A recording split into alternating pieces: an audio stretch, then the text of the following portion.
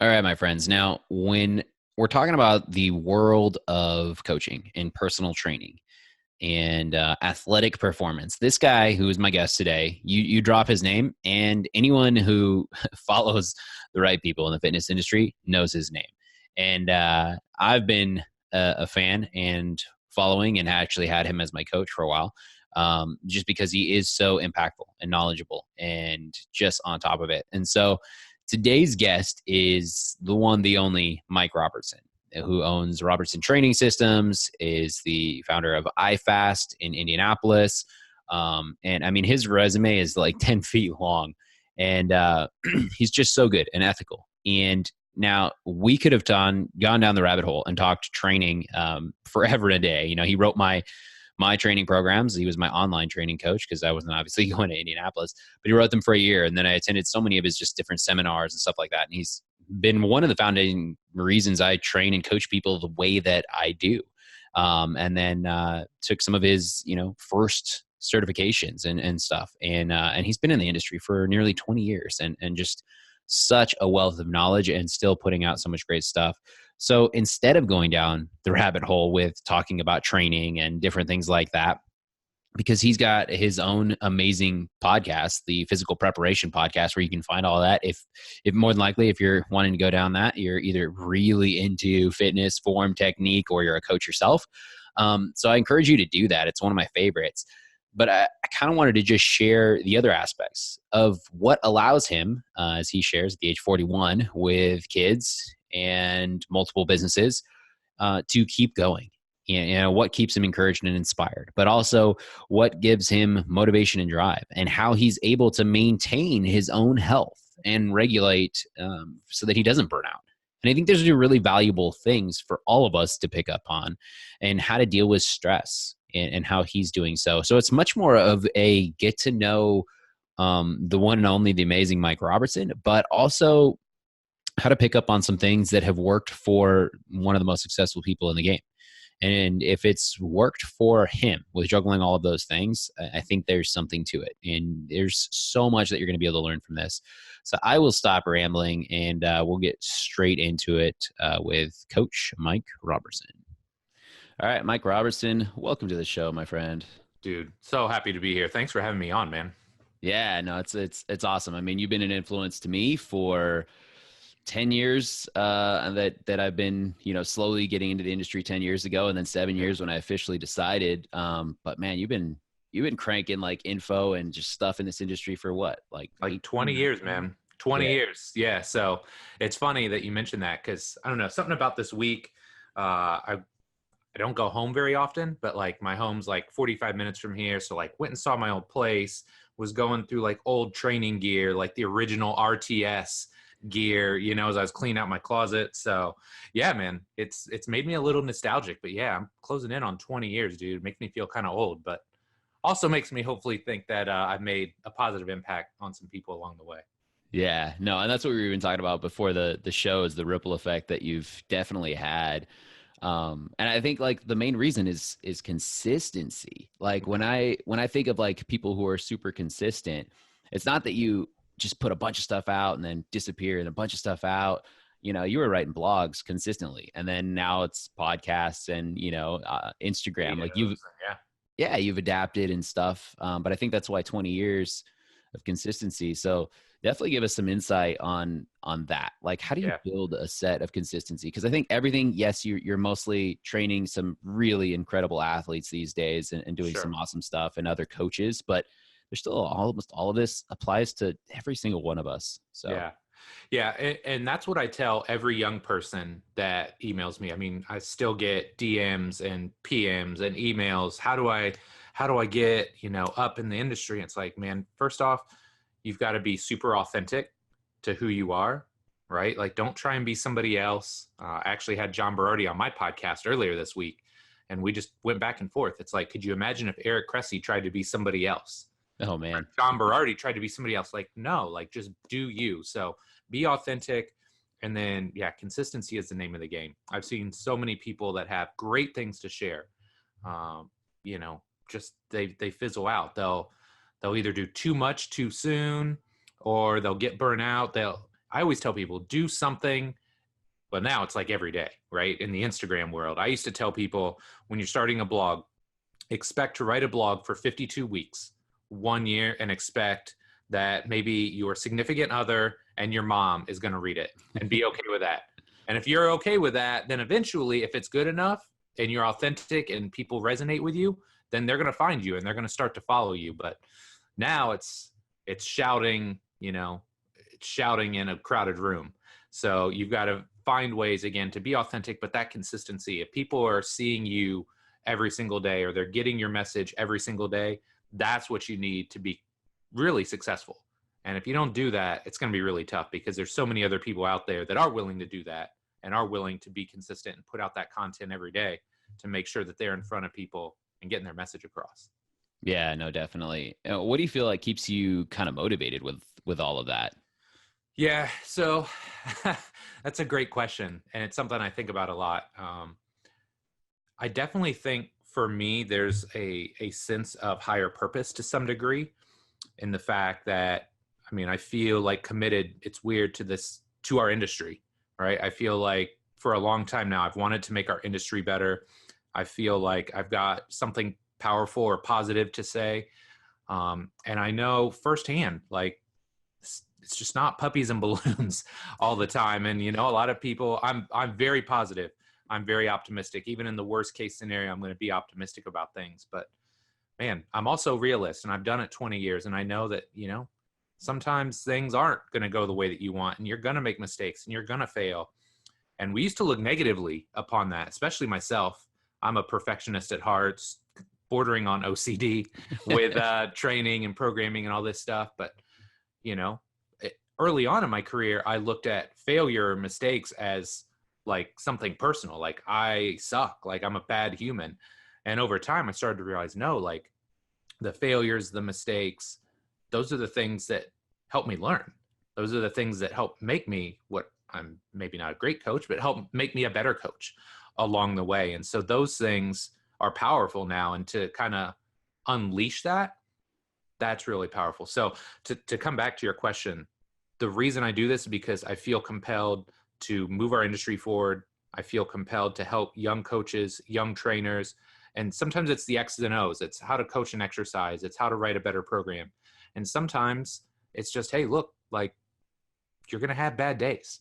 You're going to have days you want to quit. You're going to have days you feel like you suck. Like, that's normal. That's okay. I still feel like that 20 years in, I take losses still to this day, and it sucks. But, you dust yourself off, you get back in the game, and you move on with life. So that's why I do it, man. I just feel compelled to help our industry, to move our industry forward, and to help people. That's what I'm in it for. No, and I appreciate that. Because from a standpoint of, for the last year, I was telling you, I've been online, with, having the other gym closed down, selling that to a good friend, and then now shifting to opening a new one. And I really kind of wrestled with, now that I'm having, this opportunity to have a louder voice online and to speak and to do all these different things. And, my intent was one podcast a week, kind of going to your blog, thing. And here we are closing in on 41, and I should be close to the 52 by the end of the good for you, man. The year. So that same concept. But what is interesting, I found, is like ego was kind of coming up, and that wasn't around before, in the gym, in the trenches, just working with like, amazing humans. You have that connection, and you're able to take your failures and whatnot with them, because you're going to have a slip of the tongue and say something that you shouldn't have said. And it's caught right there in the moment. And now it's like, man, this is a new thing. It's like ego of, did people see my stuff? Is it going out? Like, yes. And I started wrestling with that. And that's why I wanted that question more for just myself of, it's like, man, like, it's so easy to fall trap into that, because you're not getting that instant feedback. You can hide your flaws more in this online world. And I think that's one of the dilemmas. Absolutely. So this is something I talk to people about all the time, whether it's training, coaching, life, it doesn't matter. It's so hard now because we're constantly subjected to, via our phone or our iPad or our laptop, everybody else's highlight reel 24/7, right? And it's curated and it's cleaned up and it's, like, pretty. Well, look, man, but that's not how life is. And that's what I try and come back to people, like, especially the young coaches at our gym or the young coaches that I interact with. they're hungry. They want to be great, but they feel like in some way at 22, they're behind. I'm like, but no, you're so far ahead. You have no clue, right? Like a good coach at our gym or a good coach that invests in high quality products now, you could be better in like 2 years just from a pure X's and O's perspective than I was until I was 15 years into my career, because there's so much great information out there now. Now you're not going to have the experience, Yeah. right? You don't always know why it works, but still from a purely X's and O's perspective, you write a better program. You're going to coach exercises more effectively because the information is there. So I'm 100% with you. Like social media is such a blessing and a curse. And I talk about it a lot. If you use it in the right way, if you use it in doses, if you follow the right people, it can be a massively powerful tool. But I've got a gauge, and it's generally about 2 to 3 minutes. I start looking at social and I start feeling bad about myself or feeling like I'm not doing enough of something, and it's done. Shut it off. Right? I love that. Because that's not what social media is for. Now, maybe that's what they make it for. I don't know. They've got those brain hackers and people that are trying to figure out algorithms and all that, whatever. I use it in a way that, I want to follow the people that I like. I want to see what's going on in their lives. And I use it as a tool to contribute. Yeah. Use it as another way to connect with people. Yep. I think your content speaks volumes to that, for sure. So I appreciate that. It's interesting because you talked about like having such an optimistic mindset, and you're typically an optimistic person, but then you've also mentioned, two of the main things that, people tend to say like, oh, I sabotage myself. I tend to think it's like self-preserving, right? It's preserving the identity that we had. And you mentioned perfectionism and comparison, and those are definitely two of the roots. So how have you shifted, or what methods do you use, or what has been your kind of tools or guidelines to remind yourself that those things are just ways to kind of keep you there, and this optimistic mindset? Like, how did you kind of develop that? I don't even know if I have a real question in that, but I see the contrast. No, I know what you mean. Man, even just our regular Gen Pop that goes in and trains in a gym and they see someone else deadlifting more, or, has lost more weight. So I think it's just something we all deal with, and I'd love for you to speak on it. Absolutely. So, I think for me, and I've talked about it and alluded to it a handful of times in my show, but like just a lot of the things that I did early in my life were not very sustainable. I love to live life at the edges, right? So if I'm going to work hard in school, I'm going to live hard on the weekends. And, I did that basically into like my 30s. Like we opened the gym, and it's not like it was every weekend, but it's like, oh, I'm going to go out, and, if I'm going to go out, I'm going to go out hard, And so again, a lot of that was rooted in self-esteem, self-worth issues, not really knowing my place. And I think one of the big things for me, I'm not saying you should go out and have a kid, but having a kid made a big impact on me, and having my daughter really helped me realize, like, look, like, what am I doing? Like I'm holding myself to this ridiculous standard. This person only cares that I treat her the right way, that I'm a good father to her. So that really started things. And then just kind of shifting my perspective and my mindset of how I should be as a human being, right? Like I started to realize, like, look, nobody's perfect. These people that I look up to, like, they're not perfect. They make mistakes. They have strengths and weaknesses. And I think part of it too is just having a broader life view. I don't want to wax philosophical here with you, but like when I was young, it was all about training and coaching in my career, right? Like laser focus. So when that's the only way to judge yourself, well, that's fine, but it's kind of narrow in focus. Yeah. And so as I started to widen that worldview and realize, like, look, man, I want to be known as a good human being. I want to be a good husband. I want to be a good father to my kids. Now it's like, is my career important? Yes. But I have found some semblance of balance, right? And then, okay, well, being perfect at work isn't like the single most important thing in life, right? I know I'm never going to be perfect as a human. So it's like, why am I holding myself to that standard when I'm at work? So I think for me, it was like just finding that broader worldview, realizing, man, absolutely, we have the best job in the world. I say that all the time. We have the best job in the world. We can make an impact, a positive impact on people every single day. But that doesn't mean we have to be perfect. And so I basically whittled it down to the saying that I use a lot. And it's like, take your work and take your career seriously. And what I mean by that is educate yourself, strive to be a better coach, strive to be a better trainer, make a connection with your people every single day, but don't take yourself seriously. Yeah. And so once I started to have that mindset, it was like, okay, now I'm just happier, healthier. And I found balance in a lot of areas, right? Like now it's not powerlifting to see, can I PR every single time I'm in the gym? It's like, hey, can I take great care of my body? Can I feel young and athletic as long as possible? I fuel myself the right way. I get enough sleep, meditate pretty much every day. I'd love to say every single day, but pretty much every day. So it's like broader worldview, more balance in my life has led to just a healthier relationship with a lot of other areas of my life. Yeah, no, that's so cool. And you actually touched on a few pieces that I definitely already had kind of questions mentally lined up for you. Perfect. But I love like almost the Mark Fisher approach of, serious training, ridiculous humans, right? It's like, Yeah. Take the craft of whatever it is you're working on seriously and put genuine effort into it, find your balance with it, but then have fun with it is really the Absolutely. message. Absolutely. Yeah. And I always tell our coaches, like, I want you to be great. I want you to be a great coach, whether, especially when you're here, and as you move on, if you move on out of here, that's great as well. I want you to be a great coach, but make sure you enjoy it. Yeah. Like the last thing I want is for somebody to show up and for work to feel like work. It should feel fun most of the time. And if not, you got to question why that is.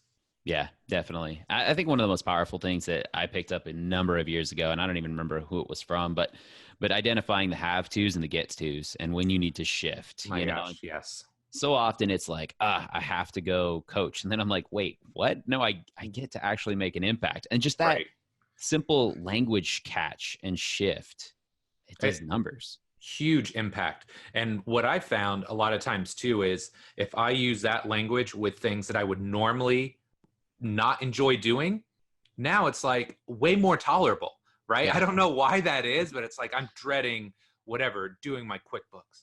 No, I get to do my QuickBooks. I get to run my own business. I get to set my own rules. Like that's a totally different shift or a totally different mindset, but it makes such an impact on how you approach things in your life. So I love that too. I use it quite a bit.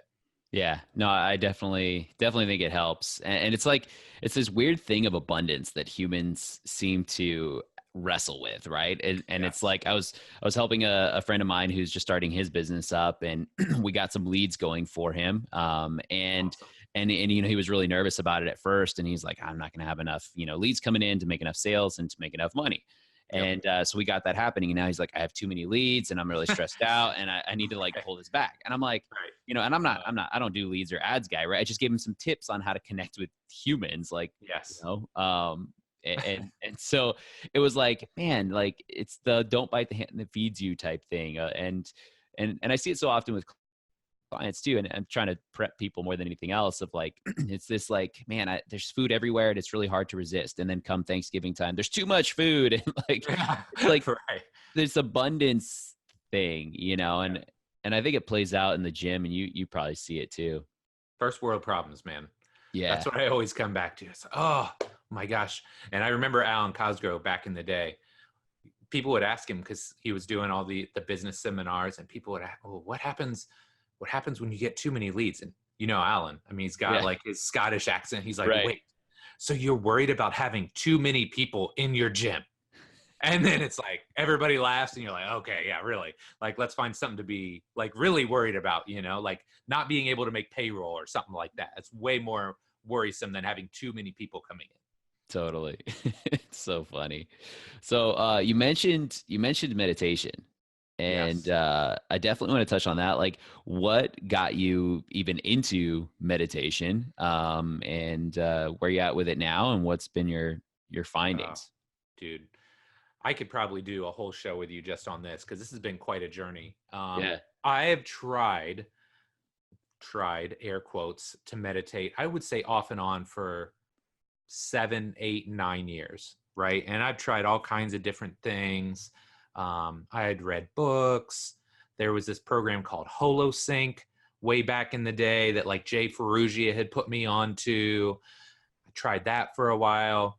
I tried Headspace, Yeah. off and on for like a year and a half, wasn't super consistent. And then I don't know what it was, but I think one of my distance clients who comes into the gym, her name's Sandy, she was like super consistent with it. I'm like, man, I feel like this is making a positive impact for her. So her and I basically buddied up, and I just said, I'm going to do this every day. And she made the comment like, look, like you don't have to do 10 minutes. Like you can literally do 1 minute meditations. I was like, look, if I can't do a 1 minute meditation, like I've got bigger problems in life. So I said, I'm going to do it. And so literally every day for a year. And there were days like literally 11:58 or whatever at night. I'm like, oh man, I need to get to bed. I was like, oh, I'm going to do the 1 minute meditation, right? Just clear my head.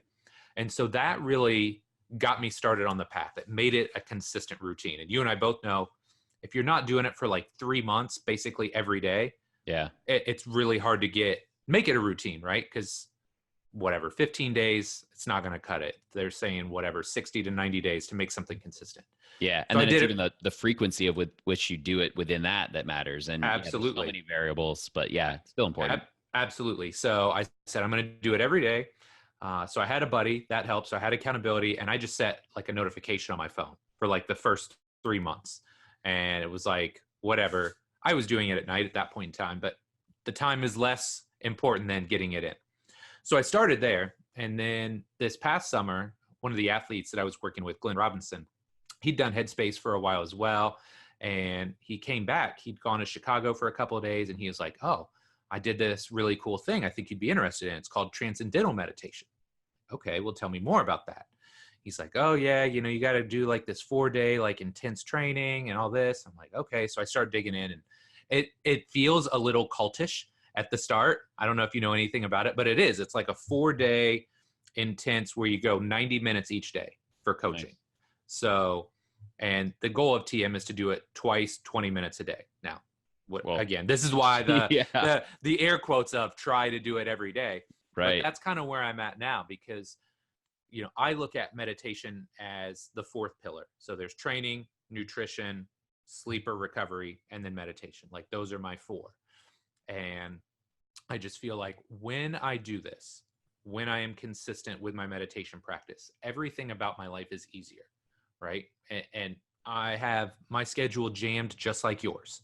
Right. There's stuff going all day. I could stay busy all day, but I've just said, look, I'm going to focus more on the quality of the work and being clear in my intentions. So now I know when I do that, I'm clear in my intentions. I'm working on high priority tasks. When I'm spending time with my kids or with my wife, I'm all in, I'm focused. And it's going to sound super hokey, but I felt like after I started doing this, I really felt like when I'm not just looking at my kid, but I'm seeing my kid, if that makes sense, like, and again, I realize that could sound hokey or a little bit over the top, but I'm a dad too. So you're just like more powerful. Yeah. You're just more clear, in everything that you do. So it's been a huge thing for me. And I struggled a lot with anxiety, depression, that sort of thing when I was younger. So it's really helped tamp down a lot of those things. And, we talked about just finding that balance in life. I think meditation for me was a major player in that.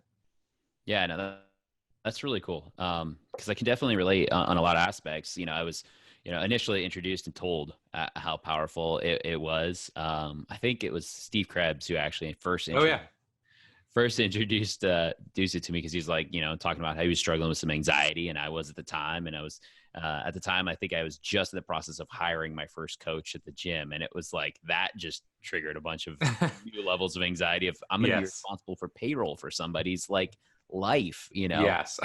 Yes. And then it was like, so I tried and then stopped and then tried and then stopped. And I think it was maybe 7-8 times before I gained consistency. But I'm curious, because even now, like even this morning, right? It's like, I know it'll help me. I know I'll get more clear. I know that I'll be more focused when I'm jumping on this podcast with Mike and set me up for success for my day. And it's the I know, and then I have to literally shift to the I do before I can get to a place of like being with it. Yeah. And it still feels, forced. And I'd say I'd only missed 2 days out of this entire year thus far. That's awesome. That's awesome.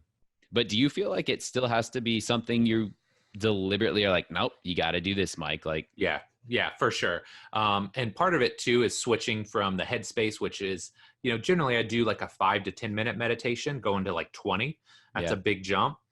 So definitely there is some newness there, but it's something that I think, number one, it's got to be a priority. You have to constantly come back to the benefits behind it. It's like training or nutrition, right? sure. Like, we know we should work out.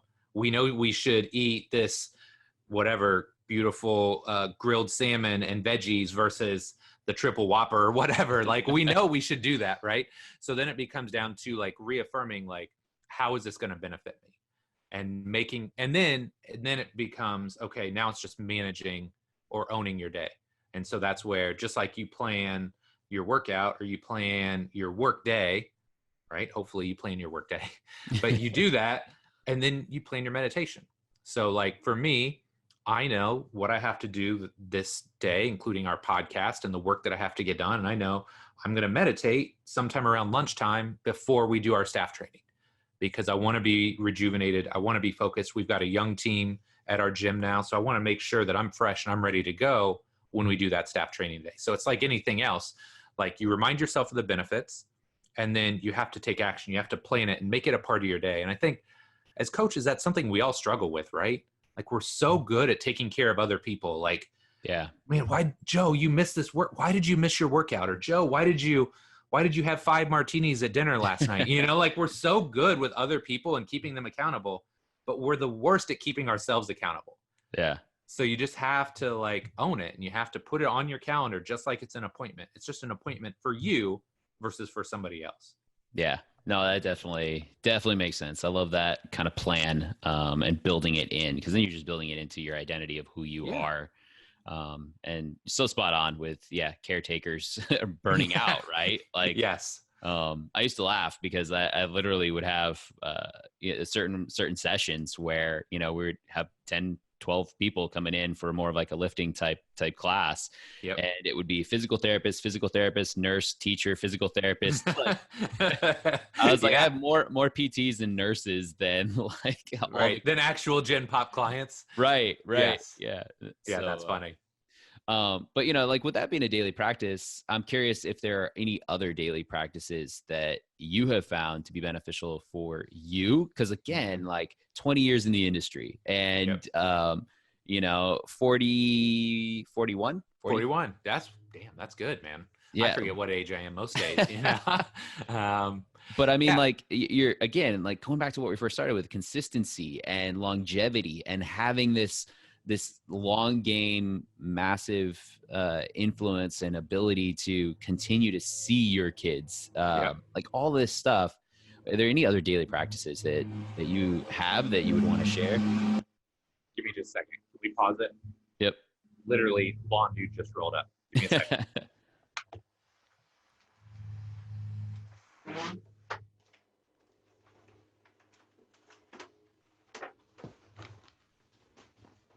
All right. Am I good to just roll? Yeah. Okay, cool. So yes, great question. And I'll give you a couple things that I think have helped me kind of continue to thrive. It's definitely not easier because, 20 years, I don't have the same energy level as when I was 20. I've definitely got more commitments. So I would say there's a couple boxes that I'm trying to check every single day. I'm trying to fuel my body every single day, right? In an appropriate way. And look, that's not to say I'm perfect. I don't eat clean, whatever that means, 100% of the time. I don't. Yeah. Friday night is pizza movie night with my kids. So we have pizza. Yep. Like there's a balance there. But I try and fuel my body so that and that's the way I think of it, right? I fuel my body for optimal performance. So I've got like these mantras, right? But I've got that. Another one is I rest and recover like an athlete. So when I was doing in-home training, I was up at 4:45. I train at 6 a.m. and there are days I wouldn't get home until 7 or 8 p.m. So now I've got a little bit more control over my schedule. So I rest and recover like an athlete. The meditation piece is huge. One thing that I try and do every single day is make sure that I have dedicated time with my family every single day. So like growing up, I could tell you we would have family dinner, like as a family, less than 5 times a year, right? Mm. We never sat down at the table together. So my family does that every night. So we always have family dinner. We always have dedicated time together. And then for me, I always look at it as the final piece is I try and put something valuable into my brain every single day. And just being realistic here, if I've, had a super busy day, that may not be sitting down and reading a hardcore anatomy or physiology textbook Yeah. at 10:30 p.m. Sometimes I'm going to read Harry Potter and go to bed.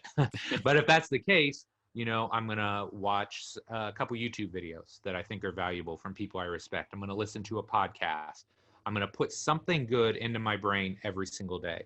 And I think that is something that just puts into that growth mindset that Yeah. we all aspire to have. And I'm a big believer too. I wasn't, when I was younger, I thought it just had to be technical. But I think, again, as your worldview broadens, you can read books or you can listen to podcasts from people from totally different areas of life. And then if you've got some scope and you've got some perspective, you can take things that they're saying that apply maybe specifically to their field and then take it and apply it to ours. Yeah. So those are some of the big practices I try and check, or some of the big boxes I try and check every single day. Yeah, no, I love it. I love the last piece because it's so true. I mean, people always say like, who else did you learn from? And yeah, sure, I go down the technical side, and I was, like still use the R7 approach and everything, which is all yours, and still pull a lot of pieces from Assess and Correct way back in the day, right? Still applies. Yeah. And Bulletproof Athlete and just all this kind of stuff. So there's all the technical things and stuff. But I was like, yeah, really, when it comes to, the business side of things, for me, it's been looking at companies like Starbucks, Disney, Nike. And so it's pulling from those different aspects. And I think you're spot on with all of that. And the other thing I was thinking just as you're talking is first you start talking about like fueling your body, right? And I like to, consider that like, so many of my clients are on, we're working towards losing weight and try and make it as a byproduct of the habits, the structure, the daily practices, and bringing awareness to those daily practices. And that's just a byproduct. It'll get us there, right? Absolutely. But what's interesting is with each piece, it really felt like you were saying nourish, right? Like you didn't use the word, but you're like, fuel my body, but it's really like nourishing your body. And then it was like, my mind, like, and so it was interesting that word just like kept flooding my brain with each aspect, like with you and your kids and family. Yeah, absolutely. It's a fantastic word. The more I think about it, right? Because, we know that if you put whatever McDonald's in your body every day, like that doesn't nourish you, right? It provides short-term energy maybe, and it may keep you going, but it's not nourishing you. So I love that word. That's actually really good. And, at the end of the day, for me, I just keep coming back to, it's one of my like life mantras is all in, all day, every day. And so whatever I'm doing, I want to be all in, right? So if I'm here with you, I'm all in. I'm not looking at my phone. I'm not thinking about what I got to do later. All day is, we have a finite amount of time here, right? And I don't know how many days I have. So I'm going to try and make the best out of every single day. And that's the everyday part, right? All in, all day, every day. And, I can't do that if I don't train consistently, if I don't fuel my body, if I don't get enough rest, if I don't meditate. Like, I just know if I don't do those things, I'm a less awesome human being. So I've got to work on that. I've got to make sure I check those boxes so that I can do all the things that I want to be able to do in life. Yeah, no, and I appreciate you saying that because it's so easy these days to buy into the all in, but without the other aspects of it or the understanding of like, team hustle, team no sleep, and then it's just team burnout. And again, man, we want to do this for 20, 30, 40 years. And just thinking in terms of like, the recovery aspect that you talk about. And I think that's, recovering like an athlete is huge. So what are some just tips or suggestions you give to anybody, but mainly Gen Pop when it comes to that? Because they're like stressed at work, come stress themselves out at workout, and a lot of times then just leave right then and there. Yep. Yeah. This is such a powerful area that I think a lot of people, not just Gen Pop, but athletes leave untapped too. Number one, and put a star by it, circle it, whatever you need to do, but it's like sleep. It's the least sexy thing to talk about, but if you are not sleeping enough, you are not setting yourself up for success. Yeah. And we can look at it from a cognitive performance. We can look at it from a physical performance. We can look at it from your endocrine system. I think that was one of the things for me is, I got some labs back, maybe it was a year and a half, 2 years ago, and they were ugly. They were not good. Now, part of it, I think, was the timing of when we ran them, and they're much better now, but man, and I bought this fancy Oura ring to start tracking my sleep. And Cool. dude, my deep sleep sucked. Like it was really bad. And that's your restorative sleep, right? Yeah. Like that's when you legitimately regenerate your body and, build those hormones and all that. So number one, with a star, can't work your way around it, has got to be sleep. Now from there, there's a lot of other stuff, and it depends on what you like to do as far as recovery. And one thing that I always try and espouse to people is that when it comes to recovery, it's a lot like training. Like the longer you do this, you realize everything is individualized, right? So some people have to want to train like a power lifter or a bodybuilder or whatever. Like you got to find what works for you training wise. You got to figure out what works for you nutrition wise. Paleo, keto, balanced zone diet. Like I don't care, right? But everybody's got something that works. Great. The same thing with recovery. So for me personally, like this is going to sound pretty pampered, but like for me, it's like massage. Like massage for me just works because I'm a physical person. That's probably why I'm in this industry, right? But, I've always enjoyed moving my body, playing sports. So touch does wonders for me. I feel so much better. So that's something for me that works great. Another one, if we're talking more like, I call it forced recovery, because there's no phone, no connection to anything. But another thing that works great for me is float tanks. Nice. Like the deprivation tanks. Like Yeah. I love those. Like I walk out of those and I feel super decompressed and just relaxed. Meditation kind of fits into that. I kind of think of it as its own thing, but that fits into a recovery thing as well. And then I think the final piece is things that you do before bed. So I'm a big believer, not just in getting whatever your 7.5 to 9 hours, but also that routine that you have before bed. So whether that's, like a hot or contrast shower, any breathing, stretching, resets that you do before bed. The way I try and describe it to my Gen Pop clients, especially as they get older, or even my older athletes as they age, is you got to earn your workouts. Yeah. Like you're not 20 anymore, right? Like legitimately in my 20s, we would have parties on Saturday night. We would shoot Jägermeister, and then we would come in and squat heavy the next day, and we could get away with it. Now, Yeah. it probably wasn't the optimal way to do things, but we did it, right? And we survived. Sure. And if I tried to do that now, I would probably injure myself squatting the bar, warming up. My body would be like, no. So that's like a way that I try and relay it to people is you got to earn your workouts.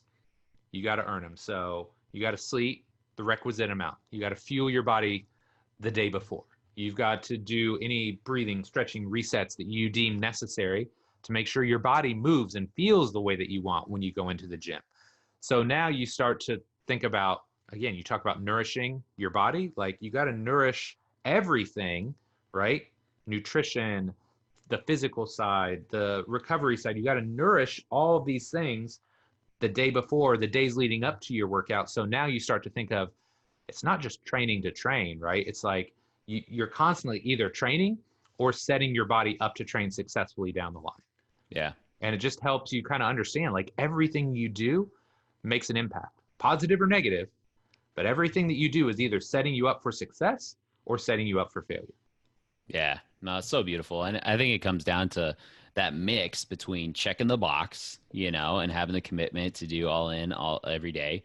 Yeah. And then being strategic, with that long-term plan, because so often I'll have clients that are like, I'm fatigued, I'm tired, and I track biometrics just because the biofeedback just gives so many other things like, where's stress at, where's fatigue at, where's motivation at, where's number of sleep, hours and stuff. And it's interesting how quickly we can be like, all right, don't go to the gym today. Literally do your reset, do a 5-minute mobility flow at home. And what do you got? Kettlebell? Sweet. Do 100 kettlebell swings or, whatever kind of fits within that. And it's like, I feel so much better. I'm doing, Absolutely. you know, Is so it, isn't it crazy how your perspective on training shifts as you age? You know, because in like your 20s, you can just battle through anything. I mean, I remember I was I was getting ready to do a powerlifting meet, and I'd kind of beat my knee up over the weekend skiing, and I went in the gym that day and somehow gutted out like a 5x5 squat workout. I uh, mean, it was awful. Like the heaviest weight I'd ever moved, my knee was swollen, and I got through it. And now it's like, dude, that was so dumb. Like, yeah, why would you ever do that? Like, I could have probably, and then, right, then that just caused me issues for the next 2 months, right? Versus if I had just kind of taken care of myself, hey, like go do a mobility routine and get a massage, and I probably could have been better in a week, yeah, right? But my badge of honor and forcing my way through that workout in my infinite wisdom at 26, 27 years old probably set me back 2 months when it yeah, could have set me back a week. yeah. Oh man, powerful lessons that, Right. but at least we can take them going forward. Absolutely.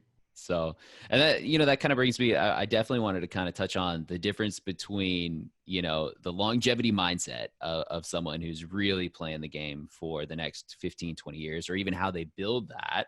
Yep.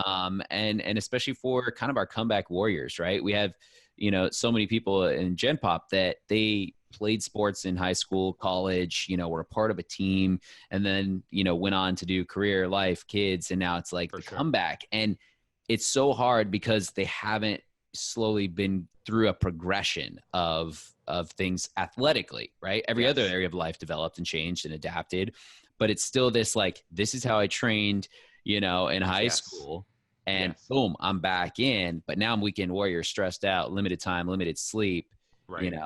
tips for Right. that mindset to help people pull back more than anything else, when stepping back in. Yeah. And so I think the first thing is to just recognize like be really honest with yourself. And this is hard, but just say, hey, look, like it took me a while to get to this point, right? So I can't immediately jump back in and do exactly what I was doing. That's not to say you can never do it. And so one thing that I always kind of try and preface my training programs with when I'm asking myself questions is, what are the tissues prepared to do? Hmm. Right? So the last thing you want is that weekend warrior that was a stud athlete in high school, college, them to come in and they haven't trained in 8 years or whatever, right? And they're 50 Yeah. pounds overweight and they think, oh, I'm going to start with box jumps. Like, no, because the worst thing that you could have them do is they blow their Achilles on day one. Yeah. Right. So it's like, hey, look, I will always feed them that thought process of, look, I know exactly where you want to be because I've been there too. Right. Like I didn't play sports in college. Like I didn't play like on a scholarship or something, but I played every intramural sport known to man until I was like 24 years old. So I know that mindset and I love that. But we also have to recognize you haven't done a lot of those things. So we can get you there, but we've got to follow a process. Yeah. Right. And that's the way I always try and explain it to them. It's like we can do all of the things. It's CrossFit, right? Like people like CrossFit's still somewhat polarizing, but it's like we can do all the things. We can be fast and strong and explosive and well conditioned, but we can't do them all at once. Right. Right. We can bring you to a point where we've got all of those physical qualities, but we can't train all of them at once. Yeah. So it's got to be a systematic approach. You're 50 pounds overweight. Look, here's what we got to do. We've got to build your tissues. And I probably wouldn't use that word with people, but I'm Sure. like, we got to build you a base, right? We got to build a base. We've got to dial in your nutrition. We've got to get and maybe not all at once, but we've got to build you up to where that in 5, 6 months, we can absolutely do all the things that you want to do. And I think if you're talking to a rational human, most of them can get behind that. You're Yeah. always going to have that one guy or gal that's like, no, I'm doing it all right now. And, maybe you can tamp that enthusiasm down and get them to what you want to do. And, sometimes, unfortunately, we're not for everybody, Yeah. right? Because there is Joe Blow down the road that's willing to let them blow their Achilles doing a box jump on day one. But, Yeah. that's how I try and approach it is like, look, I love your vision. Like, I love that. I want to get you there, but let's kind of check some boxes along the way to make sure we do it in a healthy, sustainable way that's going to allow you to be awesome and keep up with your kids and even your grandkids, when you're in your 50s, 60s, 70s. And so I think sometimes if you come at it with that approach and that mindset, Yeah. people can be pretty darn responsive. Yeah, that's awesome. I mean, you're coming in with a support them, paint the vision with them instead of Yes, letting them just have whatever small section of the vision they have and kind of expanding and broadening it. Um, absolutely. what's cool for me as I was listening to that, so one of the other things I've got going on right now, I'm coaching a strength and condition coach for a local high school's basketball team. Oh, awesome. Yeah, so we're doing 12 weeks during their, which is amazing, get full 12 weeks during Yeah, it's huge. their preseason, and then we'll go to one, possibly two in season, Yeah. and we'll do some postseason stuff, which is amazing. And so these kids, 15, 16, 17, 18 years old, have never had a strength and conditioning coach at their school, and it's something they're trying to like really elevate their program. Right. And so I get this opportunity to educate more than anything else, right? Yes. And it's interesting because they're like, well, what about box squats? And are we supposed to be doing it? I'm like, no, like this is the beginning. I'm like, this is called an accumulation phase. Let me walk you through why we're doing what we're doing, Right. and where it will get us and what we'll be able to do. And like already painting that picture. And so it's interesting because I'm thinking, man, a lot of my, quote unquote athletes, my adult pop that I've coached that are in their 40s, 50s, who are that warrior that we were talking about, they didn't have that level of experience back in the day. Because before, man, 20, 40 years ago, anywhere in that time frame, especially like in the world of football or something, it was like, go grab a bar. We're power cleaning. We're going to hit, it's we're hitting singles today. Like, so. Yeah, no, and it's crazy to think about how much it's evolved, right? And I think part of the reason those dudes didn't break down as much is because their physical base was so much better, right? Their movement literacy was so much better. They spent so much more time outdoors and doing things. And now it's like we just railroad kids into, you're going to play one sport. Yeah. And then as soon as you can, we're going to put you in the weight room, and then we're going to make you bigger and faster and stronger with no conception of the fact that, well, maybe this kid doesn't move great, or they've only played one sport. They've got poor movement literacy. Like, there's so many reasons we shouldn't be doing that stuff early on versus, like you said, hey, we're going to start with an accumulation block. I'm going to actually teach you how to squat the right way. Maybe we're going to use a kettlebell or even a 5-pound plate to teach you how to do that. Like, it's so foreign to so many people still. It's crazy. But I think, quite frankly, that's why, we saw so many fewer massive injuries. Like when we're talking like, back injuries and ACLs, those people just had a flat out better movement base. And so if we as coaches can't work to kind of thrust ourselves into that conversation and start to cultivate that in the weight room or in our training sessions, I'm not sure that we're going to fix this injury issue that we have for a long time. Yeah. No, and you're making me laugh because we were doing basically dead bugs, push-ups with a solid reach and some lever squats for that first 2 weeks. And like some of these kids were smashed, and it was really hard. And they want to go deadlift PRs and absolutely. So, absolutely. cool. But the crazy thing is, like, you get them to do that stuff for 12 weeks, and I guarantee they're going to jump better. They're going to jump better. They're going to be in a better defensive stance. They're going to be quicker moving side to side. I mean, I've seen it with like guys that are in the pros. We had a guy last year, he could touch like 11 and a half. He was like my height. So this dude could jump. Yeah. But every time he jumped, he's like, both knees, both hips hurt. So I had this dude for like 8-10 weeks, and he never squatted anything over a 16-kilo kettlebell. That was it, right? Because he was just awfully aligned. He didn't absorb force well. And so we did basic stuff. And you know what? He put like 2.5 inches on his vert. Yeah. He's like, not only did my vert go up, but I don't hurt anymore. So love it. Like that dude's bought it, So anyway, soapbox. I'll try and step off now. Sorry. No, it's so good. It's so good because it's relatable, and it's like for people that are listening, it's figure out what you actually need, what's actually going to make you better. And you can almost lose sight of the outcome itself, and it will come, right? Like his goal is to jump higher, but really it's pulling back, and it's jump without pain. Yes.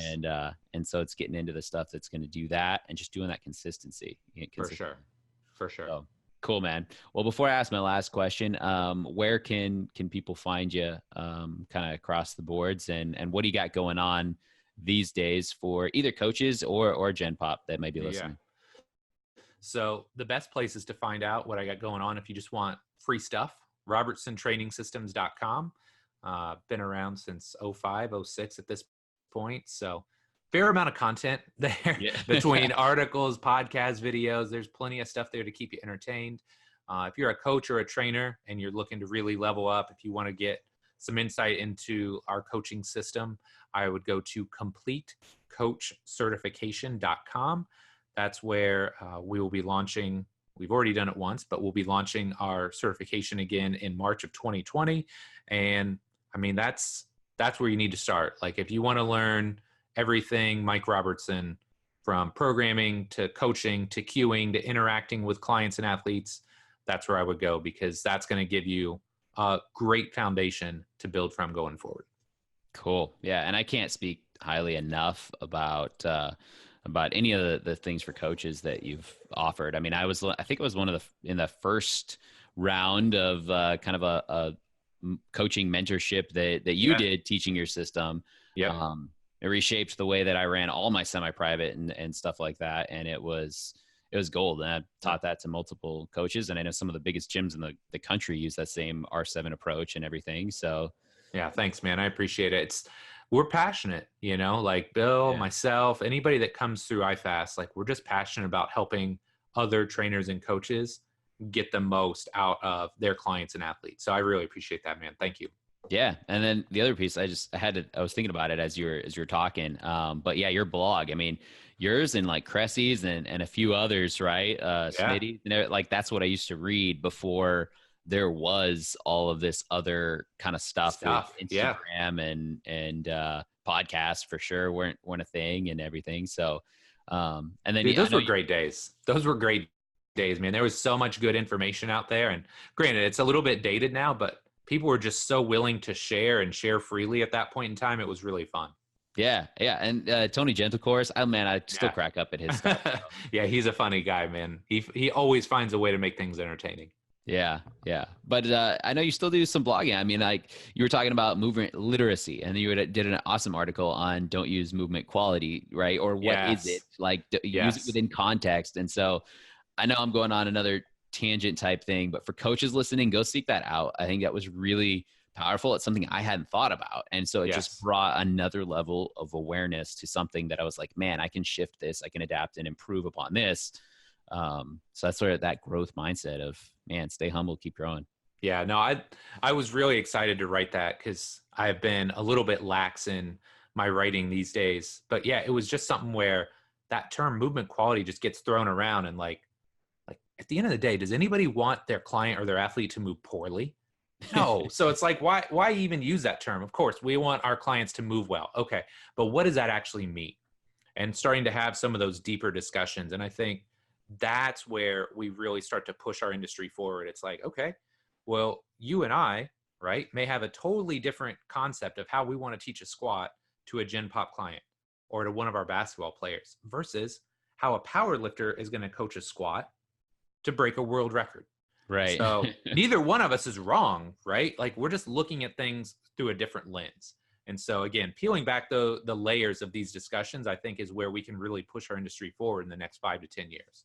Yeah, no, and I think that's good. Cause I mean, and I think that's why I want coaches to hear this. And one of the reasons I wanted to do this one, but keep it a little bit more like fire off the cuff. And instead of going just in the trenches on training and stuff, because you are the one or one of the few that changes perspective on language.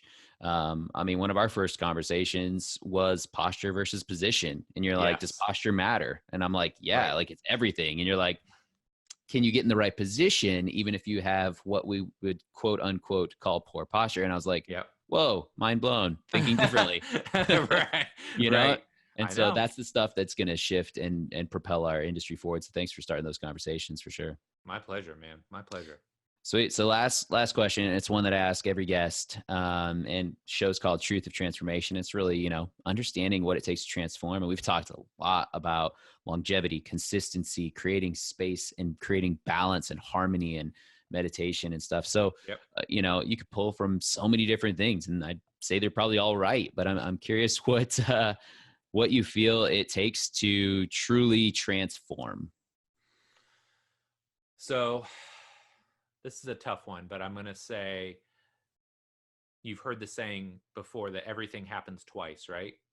Once in the mind and once in reality. Yeah. And I really feel like you've got to get your mind right before anything truly transformative happens in your life, right? So it doesn't matter whether it's transforming your body, transforming your career, transforming your relationships.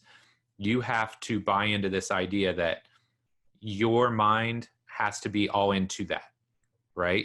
Like the mind drives everything else. And if you don't believe it, if you don't buy into it, it's not going to happen, right? We've all met those people that have the best of intentions, and you can just tell they're just not bought in.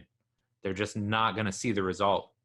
And it's sad because I've seen this a few times close up, a couple of times with specific clients that just stand out in my brain. And I feel like, when I was younger, I blamed myself. I felt like I had failed them. And with time, I realized, man, I put in everything I could to that client. Like they failed themselves. And I've seen it with coaches too, where, certain people I've interacted and been around over the years, like, they're just constantly looking for the next thing. Well, I'm not happy here. I'll be happy when I get this job. And they get that job and they're still not happy. Like, no, like and I've tried to have the discussion, and you can tell if they're not ready to have that discussion. It's like, look, the problem isn't the position. It's not how much money you make. The problem is you. And until you get comfortable, and if you get the right mindset about, your career or your life or what's going to make you happy, like it doesn't matter. You're not going to truly transform. You're not going to get to where you want to be. So I think, the mindset piece is just so critical.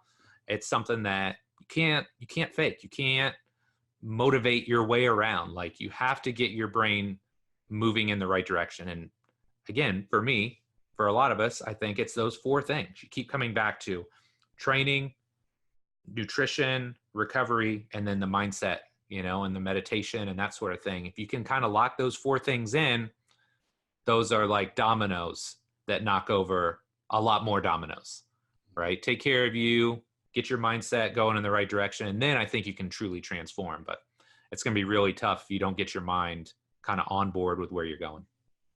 The Wisdom Chronicles of Michael Robertson. Right.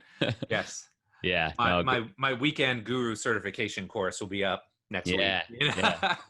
Philosophy 0.011. That's right. Yeah. No, so good, man. I appreciate that. My pleasure. So thank you for coming on the show. We'll definitely link up all the stuff that you mentioned in the show notes for sure. And definitely a good follow for anyone who's listening. YouTube and like I said, I pull so many of his queuing videos for current clients and stuff. So definitely follow if you're in anything fitness or nutrition and you want to just get better. So Mike, greatly appreciate it, brother. I love it, man. Thanks so much for having me on, brother.